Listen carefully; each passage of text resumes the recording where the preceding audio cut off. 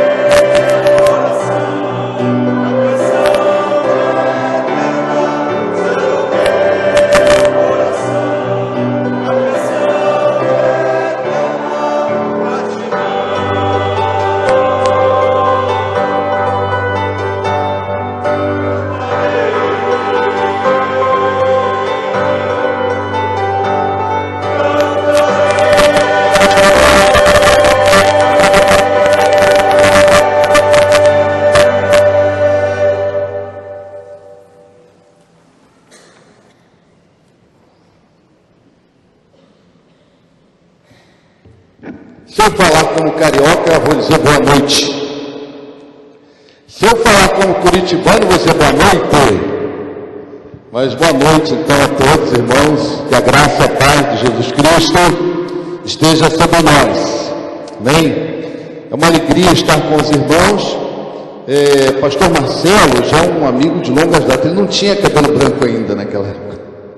De muito tempo, ele já pregou nas igrejas que eu fui pastor no Rio, na Penha. Também já pregou lá no Cajuru, né? Fez conferências lá. Uma alegria muito grande estar com vocês aqui. Minha família toda de Castelo. Tem alguém de Castelo aqui? Tem? Muito bem. Eu fui com 4 anos para o Rio. No Rio fui criado. Depois, há 8 anos, eu estou ali em Curitiba. Quem conhece Curitiba, nossa igreja é bem pertinho do Jardim Botânico de Curitiba.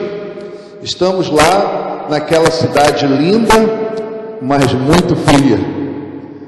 Hoje vocês estão aqui com o quê? Quase 30 graus, lá em Curitiba deve estar uns 12, né? Então é uma cidade bem diferente, mas é uma cidade muito abençoada. Deus tem feito ali uma obra maravilhosa. Curitiba, há 15 anos atrás, era quase que um trabalho muito difícil, muito fechado. Hoje, Curitiba tem igrejas enormes. O Evangelho invadiu aquela cidade de uma forma extraordinária. Então, tem igrejas crescendo muito em Curitiba. Deus tem feito maravilhas ali. Eu não posso deixar de mencionar meu amigo Oromi, sua esposa aqui também, amigo também de muito tempo, e a Zoraide. Eu não vou dizer de onde eu conheço a Zoraide, porque eu vou denunciar a idade dela, né? A Zoraide, nós somos contemporâneos de um trabalho muito especial no Rio de Janeiro. Eu era líder dos adolescentes batistas do Rio de Janeiro, e a Zoraide participava ativamente. Hoje fiquei muito feliz em vê-la aqui. Já não tão mais adolescente, mas é uma bênção, né? Vê-la aqui. Meus irmãos, vamos estar aqui falando sobre família. Eu não entendi ainda, não ouvi ninguém falar qual é o tema mesmo do congresso. Ah, mas está muito fraquinho. Qual é o tema mesmo do congresso? Famílias mais que vencedoras. E é isso que Deus quer que as nossas famílias sejam famílias mais que vencedoras. Então nós vamos estar falando aqui sobre esse tema. Convide alguém, convide um vizinho, convide um amigo. Família interessa a todo mundo. Tem 2 coisas que se você falar para uma pessoa, ela se interessa. A primeira é se você pedir para orar por alguém. Ninguém quase que rejeita uma oração, não é verdade? E outra coisa que interessa muito é família. Se você chamar alguém para assistir uma palestra sobre família, e isso sempre interessa mais as pessoas. Família é um assunto que interessa a todo mundo. Então, quando a igreja faz um congresso de famílias, é uma oportunidade muito grande para você chamar um amigo. Olha, lá na igreja vai ter umas palestras sobre família, vamos lá assistir comigo. Olha, palestras sobre como melhorar o relacionamento conjugal, como ter uma família mais abençoada e tal. Isso é uma boa estratégia para você convidar. Então eu queria pedir a você isso também. Vamos abrir a palavra de Deus então, lá em Marcos capítulo 5. Marcos capítulo 5. Nós vamos começar a ler a palavra de Deus no versículo 21. Marcos, capítulo 5, a partir do versículo 21. Eu sou casado há 36 anos, nós temos 2 filhos, a Júlia, todos os 2 já são adultos, não é? A Júlia com 30 anos e o Vinícius com 28 anos, ambos adultos e ambos solteiros. E para a graça do Senhor, têm sido filhos integrados na obra do Senhor, participando ativamente também na obra de Deus, para a glória do nosso Deus. Então, vamos ler. Hoje nós vamos começar pensando aqui sobre algumas atitudes indispensáveis para que uma família seja vencedora, para que seja uma família vencedora. Então, vamos ler esse texto. Tendo Jesus voltado do barco para outra margem, uma grande multidão se reuniu ao seu redor, enquanto ele estava à beira-mar. Então chegou ali um dos dirigentes da sinagoga, chamado Jairo. Vendo Jesus, prostrou-se aos seus pés. Ele implorou insistentemente: minha filhinha está morrendo, vem por favor e impõe as mãos sobre ela, para que ela seja curada e viva. Jesus foi com ele. Uma grande multidão o seguia e o comprimia. Agora nós vamos pular para o versículo de número 35. Vamos lá para o versículo de número 35. Enquanto Jesus ainda estava falando, chegaram algumas pessoas da casa de Jairo, o dirigente da sinagoga, e disseram: sua filha morreu, não precisa mais incomodar o mestre. Não fazendo caso do que eles disseram, Jesus disse ao dirigente da sinagoga: não tenha medo, tão somente creia.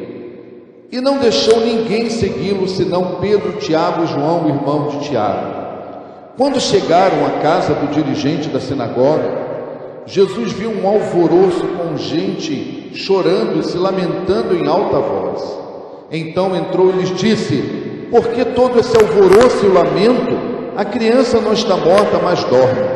Mas todos começaram a rir de Jesus. Ele, porém, ordenou que eles saíssem, tomou consigo o pai e a mãe da criança e os discípulos que estavam com ele, e entrou onde se encontrava a criança. Tomou-a pela mão e disse: Talita cumi, que significa menina, lhe ordeno, levante-se. Imediatamente a menina, que tinha 12 anos de idade, levantou-se e começou a andar, e isso os deixou atônitos. E ele deu ordens expressa para que não dissessem nada a ninguém, e mandou que dessem a ela alguma coisa para comer. O Senhor aplica a sua palavra em nossos corações, amém? Senhor Deus, muito obrigado, Pai, por essa oportunidade tão especial de estarmos aqui nessa igreja, Senhor, aqui onde o Teu nome tem sido enaltecido e glorificado, essa igreja que tem feito diferença aqui nesse bairro, nessa cidade. Muito obrigado por essa oportunidade de estar aqui com o pastor Marcelo e com outros amigos. E agora, Senhor, quando a Tua palavra está diante de nós, fala-nos, Senhor, que o Teu Espírito Santo tome esta palavra e agora possa abençoar os nossos corações, as nossas vidas. Ó Deus, que nós estejamos aqui com as nossas mentes, os nossos ouvidos, os nossos olhos e o coração voltado para a Tua palavra. Fala aqui, Senhor, em nome de Jesus. Amém. Esse é um texto extraordinário, não é verdade? Uma família enfrentando uma crise, uma família enfrentando uma situação muito difícil, assim como as famílias do nosso tempo enfrentam grandes dificuldades. Essa família também passava por uma dificuldade. Uma filha ou um filho de 12 anos sempre tem um significado muito especial. Está saindo daquela fase de infância, está entrando na adolescência, e aí nós, quando a criança faz 12 anos, nós já começamos de uma forma mais concreta, a fazermos muitos planos, não é verdade? A gente começa a sonhar, e a criança também, e muitos sonhos, muitas esperanças vão se alimentando na família, e de repente essa criança fica doente. E esse homem, ele era, o texto, todo momento chama de Jairo, de o dirigente da sinagoga, e não era fácil ser dirigente da sinagoga.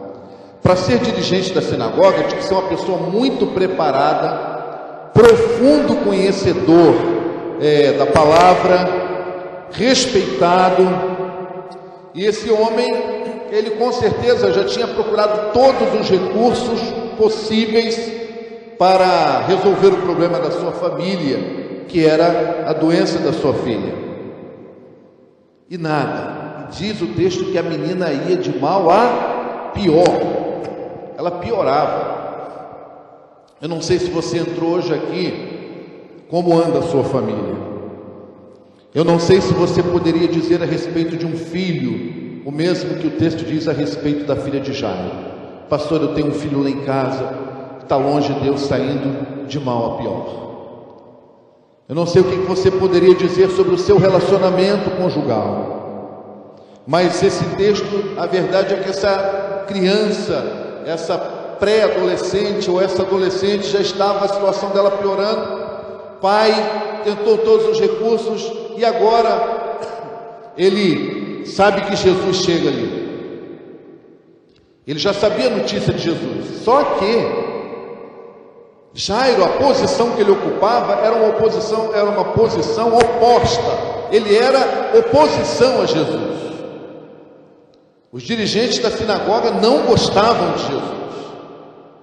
Os líderes da sinagoga, do judaísmo, Jesus para eles era um opositor, era um rebelde. E agora esse homem está diante de uma situação em que ele pensa na sua família, ele pensa na sua posição, ele pensa na sua carreira, ele pensa no seu status, ele pensa em tudo e prioriza a sua família. E ele sai correndo. Onde é que está esse Jesus? Está chegando aí, saindo do barco, e diz o texto que ele vai lá onde Jesus estava, ele se atira aos pés de Jesus, e ele clama: Jesus, a minha filha está indo à morte, por favor, vá lá, impõe a mão sobre ela para que ela seja curada e viva. E Jesus sai com ele. Esse texto é interrompido com aquela mulher que tinha um fluxo de sangue. Ela toca em Jesus e é curado. Jesus continua caminhando com ele. Quando ele está caminhando com Jesus, vem os seus vizinhos. Tem vizinho que é uma benção, né? Tem vizinho que é benção. E aí vem os vizinhos e diz: não incomoda mais o mestre, já era, não tem mais jeito, já morreu.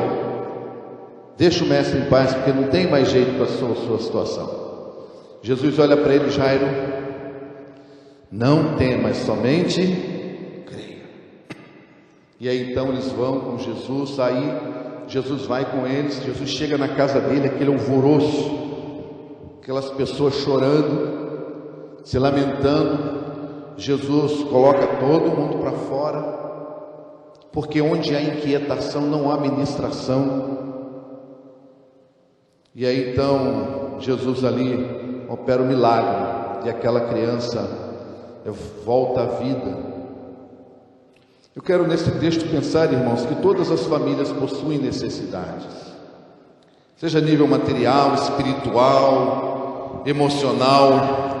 O certo é que todas as nossas famílias, a minha família e a sua família, nós temos necessidades, nós temos lutas, nós temos dilemas, nós temos batalha. Se alguém aqui diz que não tem batalha na sua família, tem que reavaliar o que está acontecendo com a sua família, se não tem ninguém sendo anulado na sua família. Porque uma família onde as pessoas não são anuladas, certamente necessidades e lutas e batalhas vão aparecer. E a vontade de Deus, grande idealizador da família, é que as famílias sejam saudáveis, harmoniosas, sólidas e edificadas sobre alicerces inabaláveis. Sejam mais do que vencedoras. Então, eu quero nesse texto pensar com vocês com algumas atitudes que nós precisamos tomar a fim de que a nossa família seja mais do que vencedoras. Muitos lares deixaram de ser um lugar acolhedor, muitos lares deixaram de ser um lugar seguro, muitos lares deixaram de ser um lugar formador de valores, instrumento indispensável na socialização do indivíduo, na educação religiosa do indivíduo, na formação do caráter do indivíduo. E muitas famílias estão se tornando um lugar indesejável, repleto de conflitos e um lugar com total falta de respeito. Os valores da família estão sendo totalmente invertidos, trocados enfraquecidos. Uma vez eu ouvi o pastor Armando Bispo contando uma história de uma quadrilha que resolveu roubar uma joalheria.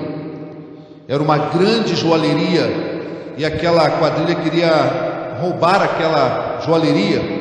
E sabe o que aquela quadrilha fez?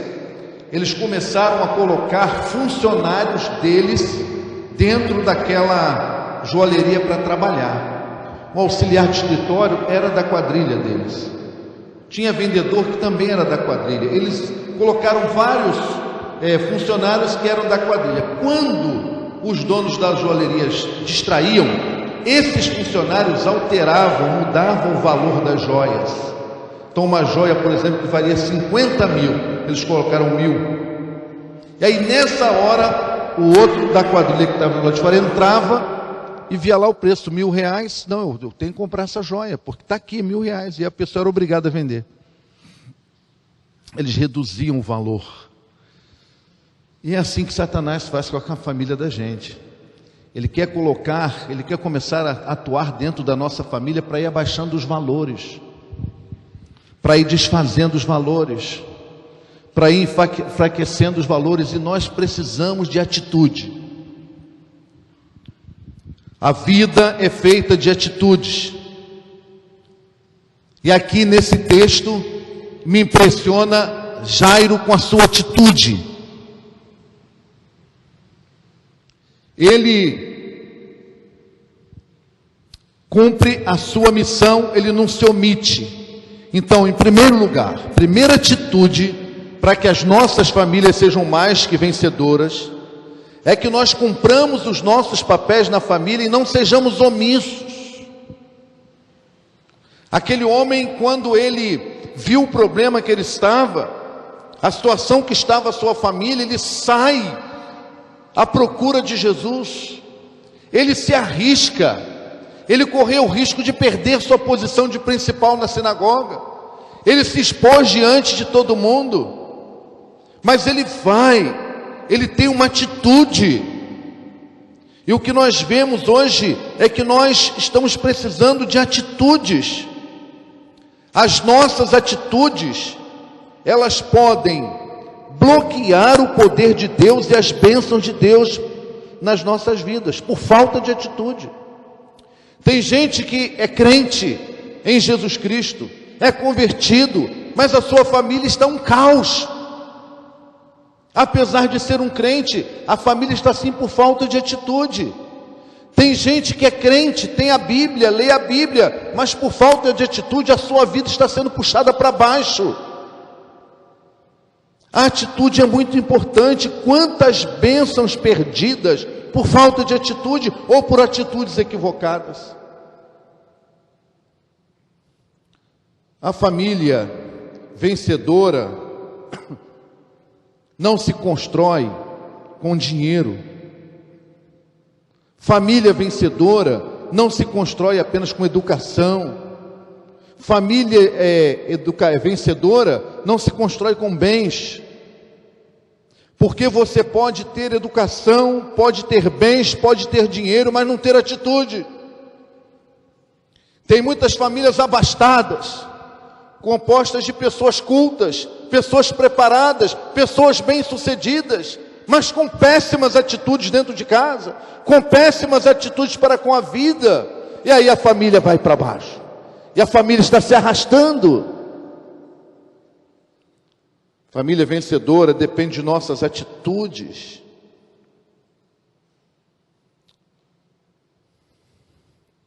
A atitude é a maior força comportamental que vai determinar sucesso ou fracasso na vida familiar. Atitudes vão determinar a qualidade de vida de uma família. E aqui eu quero parar um pouquinho para falar especialmente aos homens que estão aqui nessa noite. Nós nunca vivemos um tempo, e aí eu falo como pastor, aqui fala o pastor só. Nós nunca vivemos um tempo em que os homens estão se omitindo tanto.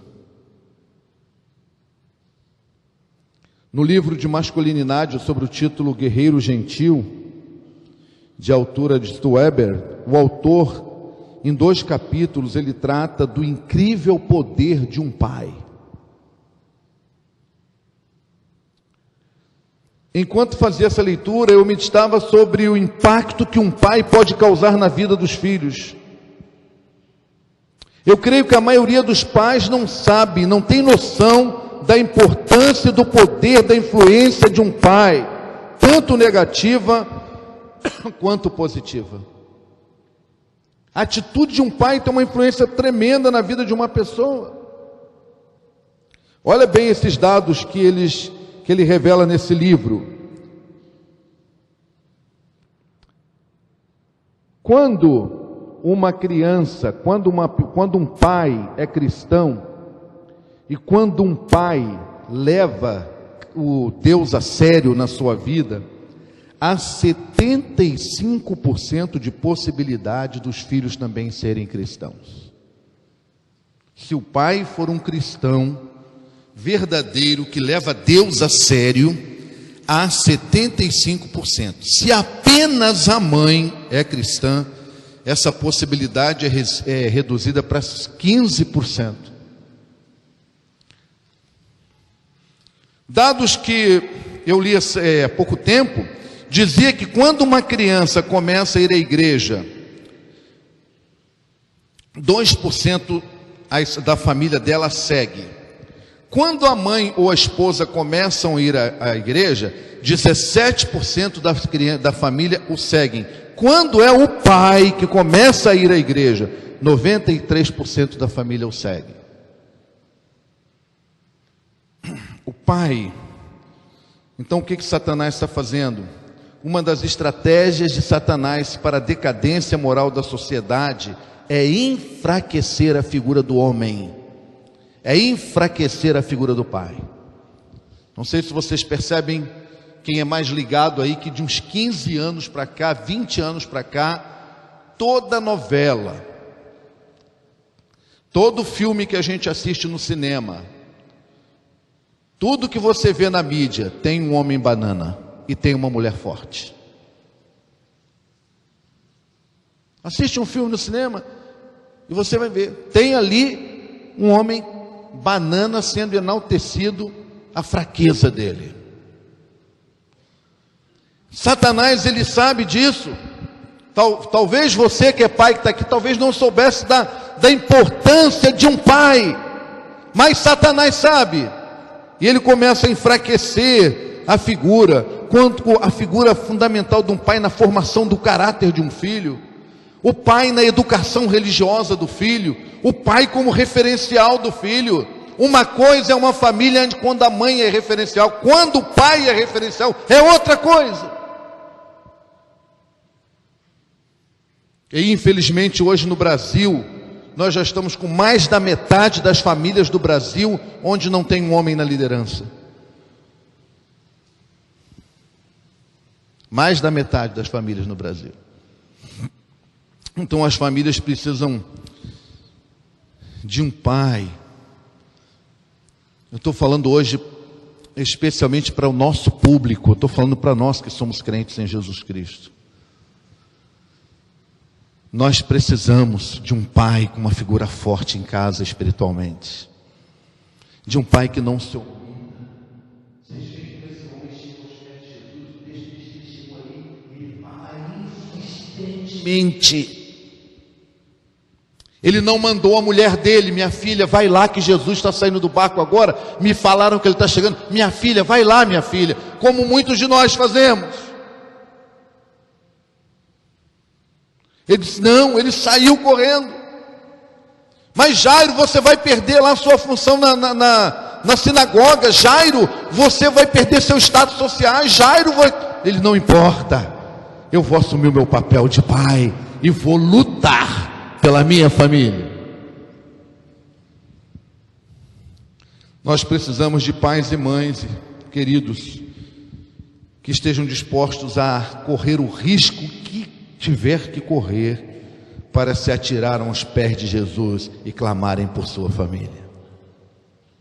Correr o risco. Mas irmãos, às vezes nem abrir mão do tempo nós queremos.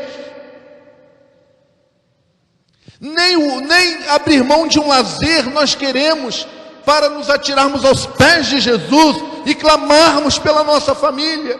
Esse homem colocou em risco muita coisa por amor à sua filha, por amor à sua família, e às vezes nós não queremos nem sacrificar um determinado tempo para colocar nossa família nos pés de Jesus, no altar do Senhor. Atitude, a atitude. A segunda coisa que eu quero destacar nesse texto é que famílias vencedoras superam o egoísmo, que é o raiz dos nossos problemas relacionais. Onde é que está a raiz dos nossos problemas relacionais? É o egoísmo. Quando Deus pensou no casamento, quando Deus pensou na família, o sonho de Deus é que a família, o lar, seja um lugar onde cada um esteja mais preocupado com o bem do outro. Não é isso que Paulo falou lá em Efésios capítulo 5, do versículo 18 até o capítulo 6, lá pelo versículo 10 e 11? O amor que Deus quer que reine na família seja um amor sacrificial. Que nós possamos abrir mão do egoísmo. Jairo jamais tomaria a atitude que tomou se ele pensasse apenas nele. Jamais tomaria a atitude que tomou se ele pensasse apenas no bem-estar dele. Nós estamos vivendo um tempo em que pais e mães estão se tornando verdadeiros escravos da sua carreira profissional. E por causa da sua carreira profissional, jamais tomariam a atitude que Jairo tomou, porque pensam em si.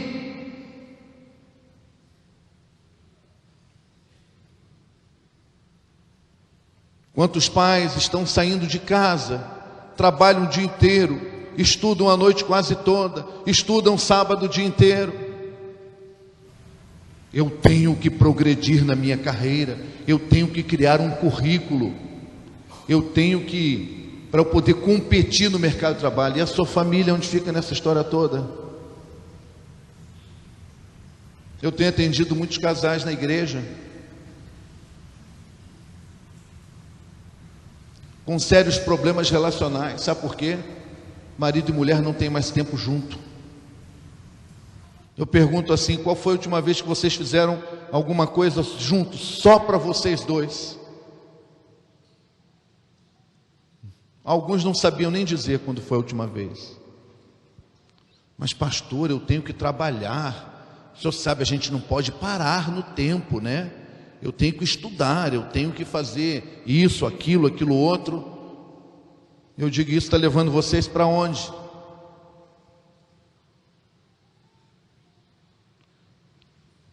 Sem tempo junto, ninguém constrói intimidade. Os casais estão como estranhos dentro de casa.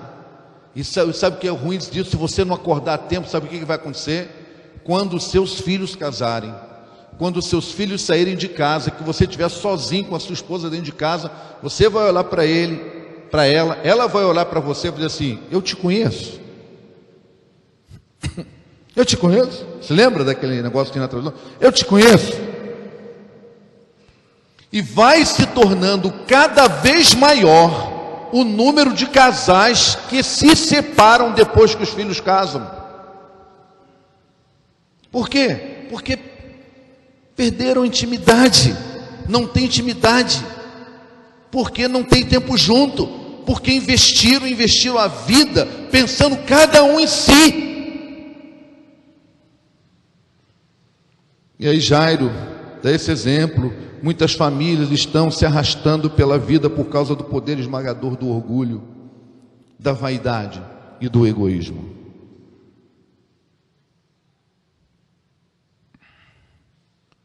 você casou para construir uma família e não para alcançar uma realização subjetiva. Tem muita gente que coloca essa questão da família, da felicidade, uma questão muito subjetiva. Aí diz assim, mas eu acho que eu vou me separar porque eu não estou bem na relação. Já ouviu isso? Eu gosto de contar, quando eu falo sobre isso, sabe o que eu gosto de dizer? Alguém aqui já fez reforma em casa, morando em casa?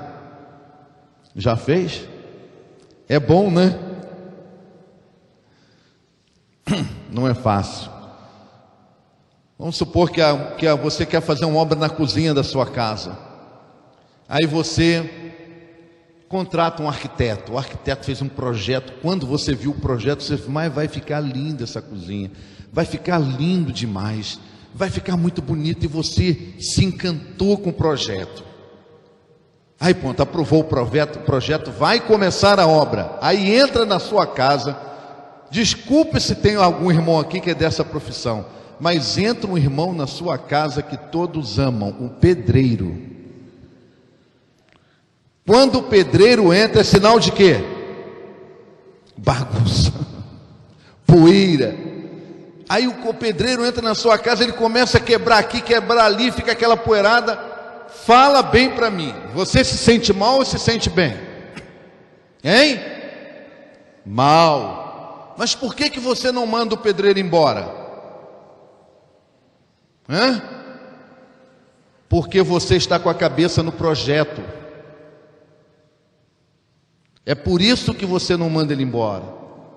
Ele faz aquela poeirada toda, ele faz aquela sujeirada toda, mas a tua cabeça está no projeto. É assim que tem que ser o crente com a família. É assim que tem que ser o crente com o casamento. Tem momentos no casamento que a poeira levanta. Tem momentos no casamento que algumas coisas são quebradas. Levanta uma poeira no casamento. E porque não se sente bem vai abandonar? Não, tem que colocar a cabeça no projeto. Casamento é um projeto de Deus para a sua vida.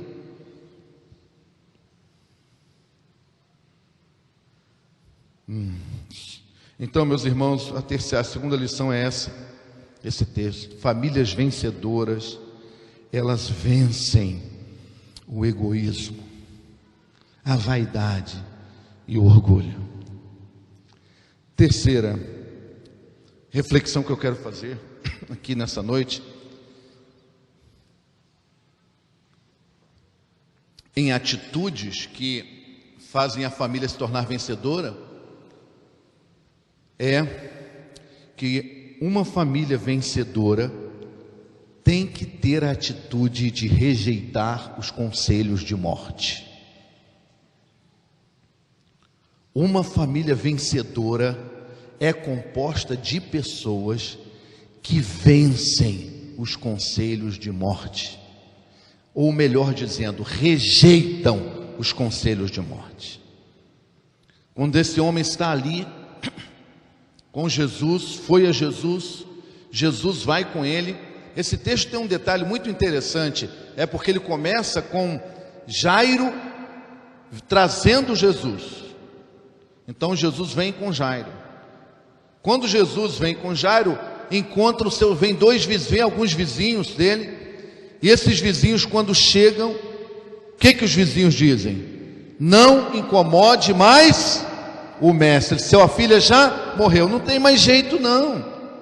Esse seu filho drogado, não tem mais jeito não, é causa perdida. Esse teu marido, não tem mais jeito não, é melhor você se separar, arruma outro. Essa sua esposa, não tem jeito não, rapaz, arruma outra mulher, você é um cara novo ainda. Já ouviu esses conselhos? Os vizinhos chegaram, não tem mais jeito. Os médicos já tinham desistido da filha de Jairo. Os vizinhos acabaram de dizer para ele, desiste.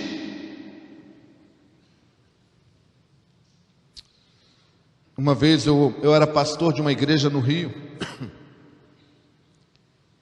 E aí era uma comunidade, e a igreja fazia um trabalho de evangelização na madrugada. Um dia, um jovem foi evangelizado, E ele chegou, alcançaram na madrugada na rua e trouxeram para a igreja. E chegando na igreja, eu estava lá, esse jovem chegou para mim, fui conversar com ele, aconselhá-lo, e ele disse: pastor, eu não tenho jeito, não tem jeito para mim, todos desistiram de mim. Aí ele começou a mencionar todos que haviam desistido dele. Ele mencionou o nome do pai, foi o primeiro nome. Ele mencionou o nome da mãe, ele mencionou o nome da esposa, ele mencionou o nome do filho, ele mencionou o nome de uma tia que ele gostava muito, e todos desistiram de mim. Eu falei: não, mas Deus não vai desistir de você nunca, e essa igreja que você está conhecendo hoje não vai desistir de você. E aquele jovem acabamos levando para o Projeto Amor. Você lembra do Projeto Amor? Do Veloso? Levamos lá para o Projeto Amor, ele se recuperou. E meus irmãos, quando ele ficou 9 meses, quando ele voltou, quando ele estava para ele voltar, a gente ia sempre visitá-lo, mas quando ele estava para ser liberado, o pessoal do Projeto Amor me ligou e falou assim: pastor Valdo, nós vamos liberar o jovem, ele está pronto para voltar para casa, mas tem um problema. Agora vai entrar o papel da família. A família tem que acolhê-lo. A família, pouquíssimas vezes alguém da família nesses 9 meses foi visitá-lo. Aí eu chamei a família, chamei o pai. Eu tentei me lembrar todo mundo que ele tinha mencionado quando desistiram dele. Eu tentei me lembrar. Quem eu me lembrei, eu chamei. Aí chegamos lá no meu gabinete, todo mundo, eu falei: olha, o rapaz vai voltar, agora ele precisa de vocês. Meus irmãos, aquelas pessoas unanimemente falaram assim para mim: pastor, nós vamos recebê-lo, nós vamos dar oportunidade a ele somente porque o Senhor está pedindo, porque nós já desistimos dele. Esse rapaz hoje, ele não está no nosso meio batista, ele hoje é um evangelista, quase pastor da Assembleia de Deus, lá na Ilha do Governador, no Rio de Janeiro. Não pode desistir, não desista. Os conselhos de morte vão dizer o que os vizinhos dizem. Desiste, não tem mais jeito. Muitas vozes estão aí na mídia como vozes de morte. Muitas vozes estão ao seu redor, são conselhos de morte. A família nunca foi tão bombardeada com tanta informação, não tendo tempo suficiente para filtrar tudo que nós ouvimos. Nós acabamos por dar atenção a vozes que só trazem desesperança, desestímulo, pessimismo, incredulidade e egoísmo. São vozes de morte, são conselhos de morte.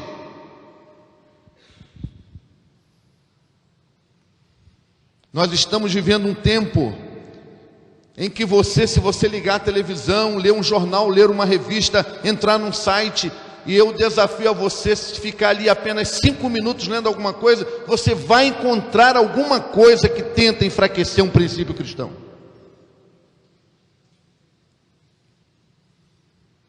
Vozes de morte, vozes de morte. E do outro lado estava a voz de vida. Jairo, não temas, tão somente creia. E ele rejeitou o conselho de morte e se apropriou da voz da vida.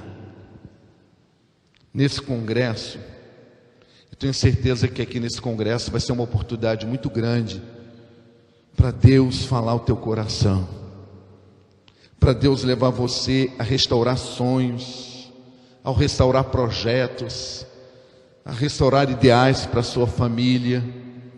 Mas faça como esse texto, esse exemplo, tem atitude, e uma atitude que só depende de você. Rejeite os conselhos de morte. Você pode ser um crente em Jesus Cristo convertido, e eu quero enfatizar muito isso hoje aqui. Você pode ser convertido a Cristo, uma pessoa até que lê a Bíblia e assiste os cultos na igreja, mas se você não tiver atitude, você pode puxar a tua vida e tua família para baixo, mesmo sendo um crente em Jesus Cristo. Porque a vida é feita de atitude. Tem muitas pessoas que são crentes em Cristo, mas estão ouvindo conselhos de morte. Nós temos que rejeitar os conselhos de morte. Quarta reflexão que eu quero fazer é que as famílias vencedoras fazem de Jesus o líder da sua casa. Se Jesus não for o líder da sua casa, sua família não vai ser uma família vencedora. Interessante é que depois que Jesus faz o desafio, Jairo não deu ouvido para esses conselhos de morte, mas creia, Jairo. Ele crê. Aí a coisa muda no texto. Até ali era Jesus que seguia Jairo. Agora é Jairo que segue Jesus. Jairo vai atrás de Jesus. O texto diz isso. Jairo vai seguindo Jesus. Diz o texto que ele o seguiu. E foram para a casa de Jairo. E quando chega na casa de Jairo, o que acontece? É muito interessante, irmãos. Quando Jesus entra na casa de Jairo, algumas coisas muito interessantes acontecem. Então eu quero pensar o seguinte, família vencedora são lideradas por Cristo. Então a primeira coisa que uma família liderada por Cristo faz, leva Jesus para sua casa. Agora Jairo seguindo Jesus, Jesus vai na frente, ele leva Jesus para a casa dele. E aqui, quando ele leva Jesus para a casa dele, então algumas coisas começam a acontecer. Quando ele leva Jesus para a casa dele, Jesus agora está entrando ali na casa dele com a presença viva. Eu pensei muito hoje se eu falaria sobre esse texto, eu fiquei um bom momento pensando, porque eu queria também falar sobre Efésios, quando Paulo fala, enchei-vos do Espírito, não embriagueis com o vinho, porque nós estamos vivendo momentos com famílias embriagadas e não há uma presença viva de Cristo. Quando Cristo entra, é uma coluna tremenda na vida de uma família, quando Jesus é uma presença viva. Jairo traz Jesus para a casa dele, para ser uma presença viva na casa dele.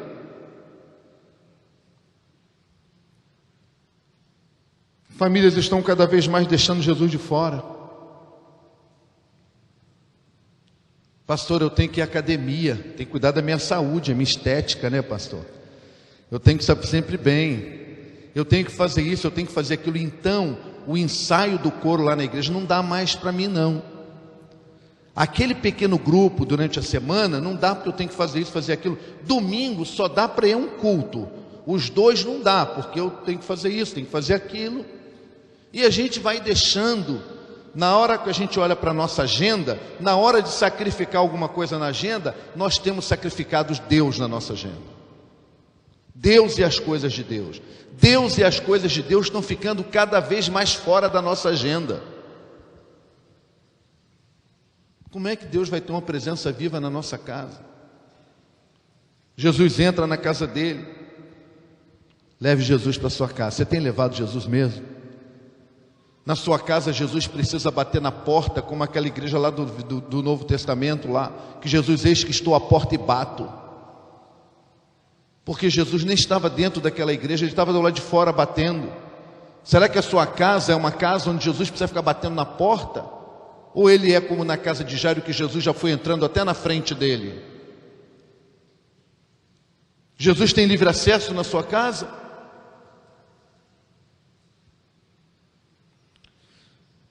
Famílias vencedoras precisam de autoridade espiritual no interior da sua casa. E se você não levar Jesus para dentro da sua casa, não vai ter autoridade espiritual dentro da sua casa.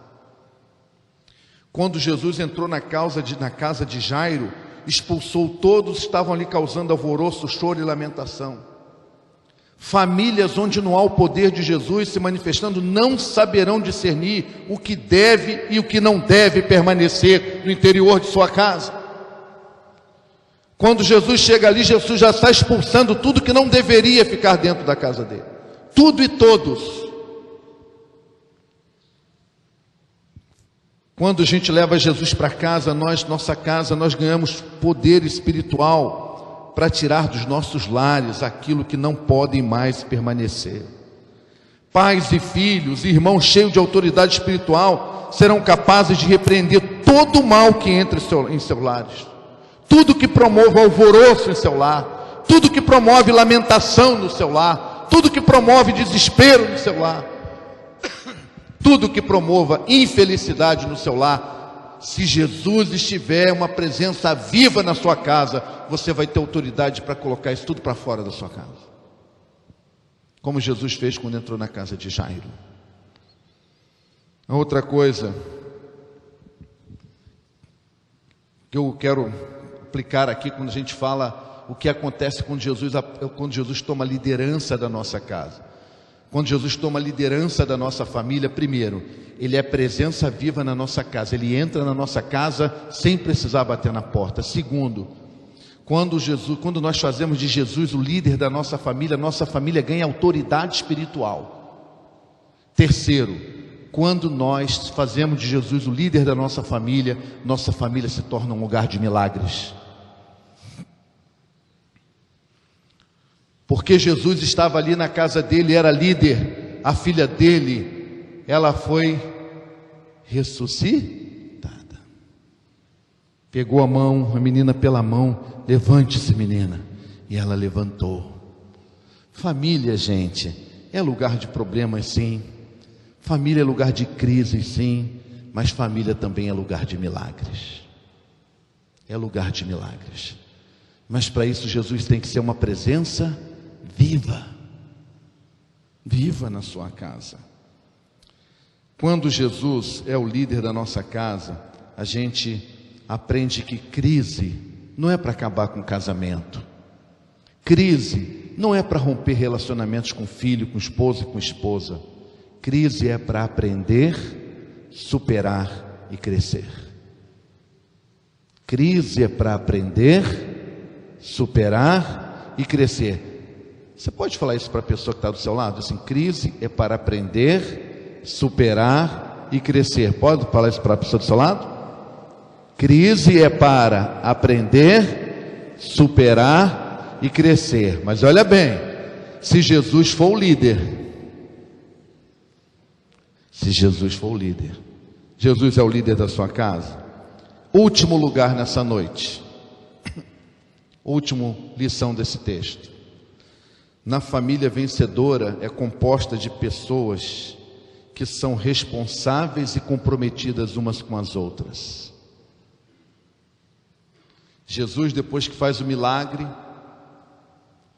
Jesus, depois que faz aquilo que só Ele podia fazer, Jesus olha para os pais e diz: agora vocês dão de comer a essa menina. Não é assim que o texto encerra? Agora vocês vão e dão de comer para ela. Aquilo que há coisas na nossa família que só Jesus vai fazer, mas há coisas na nossa família que só nós vamos fazer. Dar comida à menina não era papel de Jesus. Dar comida à menina não era responsabilidade de Jesus. Dar comida à menina era responsabilidade dos pais. Essa é uma grande lição. Numa família vencedora, as pessoas se comprometem umas com as outras. Nas famílias vencedoras, as pessoas serão responsáveis em cuidar umas das outras. Nas famílias vencedoras, jamais atuarão como Caim. Que tenho eu com meu irmão? Ele é ele e eu sou eu. Não.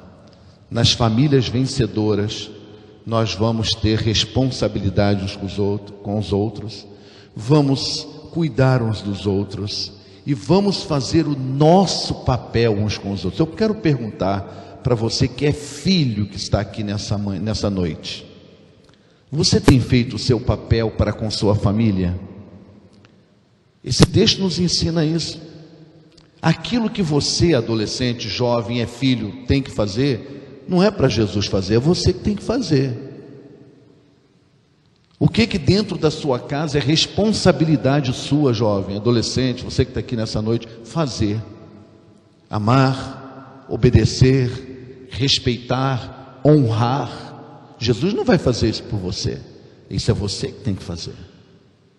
Ajudar, não sobrecarregar seus pais, não exigir dos teus pais além das possibilidades dele, isso é tua responsabilidade. Você que é pai, que está aqui, você tem feito sua responsabilidade mesmo? Ou até aquilo que é sua responsabilidade, você não está tendo, não está cumprindo? Você deixa com o pastor, deixa com a igreja, deixa com a escola. Jesus disse assim, não, comida para ela, é vocês que vão dar, não, eu não vou dar, não, vocês vão lá, prepara a comida e deem, porque na família nós temos responsabilidades uns para com os outros. E numa família vencedora, nós vamos cumprir nossas responsabilidades uns para com os outros. Na família vencedora, para uma família ser vencedora depende de atitude. E algumas atitudes que a gente aprende nesse texto é que dentro da família não pode haver omissão. Nós temos que cumprir o nosso papel de pai, de mãe. Nós temos que agir. Nós não podemos ficar de braços cruzados. Aquele homem saiu numa atitude que ele correu riscos, mas ele priorizou o bem-estar e a vida da sua família, da sua filha e da sua família. Uma família vencedora é composta também de pessoas que rompem, superam. Todos nós somos egoístas, todos nós. O pecado é a nossa essência. Todos nós sofremos com isso, mais outro menos. Mas nós temos que superar o egoísmo. Por quê? Porque o egoísmo é pecado, o egoísmo é deficiência de caráter. O egoísmo puxa a nossa vida para baixo. O egoísmo é o problema que faz com que os relacionamentos sejam corroídos e corrompidos. O egoísmo, o orgulho e a vaidade têm prejudicado as famílias, impedem de serem vencedoras. Nós precisamos sermos famílias vencedoras com uma outra atitude: rejeitar os conselhos de morte. A gente vai ouvir conselho de morte o tempo todo, irmãos e irmãs. Rejeitar os conselhos de morte e se apegar às palavras de Jesus. Os conselhos de vida estão na palavra de Jesus. Foi a palavra de Jesus que disse: Jairo, tão somente creia. Foi a palavra de Jesus. E nós hoje temos a palavra de Deus. Onde estão os conselhos de vida? Na palavra de Deus. A família tem que se apegar à palavra de Deus para vencer os conselhos de morte. Na família vencedora é aquela família onde Jesus assume a liderança. E se Jesus assume a liderança na sua casa, ele vai ser uma presença viva. Ele vai encher sua casa de autoridade espiritual. E ele vai operar milagres na sua casa. E numa família vencedora, cada um dentro de casa se sente responsável pelo outro. E faz a sua parte para com o outro. Você que me ouve nessa noite aqui, por favor, saia daqui dizendo o seguinte: eu a partir de agora quero estar muito mais preocupado em qual é a minha parte, qual é a minha responsabilidade para com o bem-estar da minha família, do que estar em primeiro lugar pensando o que os outros têm que fazer para que eu me sinta bem na minha família. Mas qual é o meu papel? O que eu posso fazer?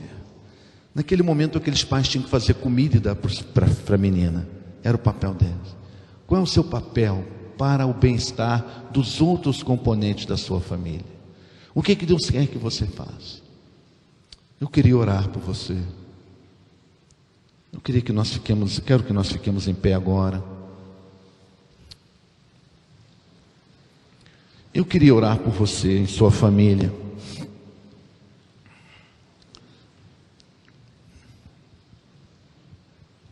Eu queria orar por você que nessa noite diz assim: olha, eu preciso de renovar minhas atitudes na minha família.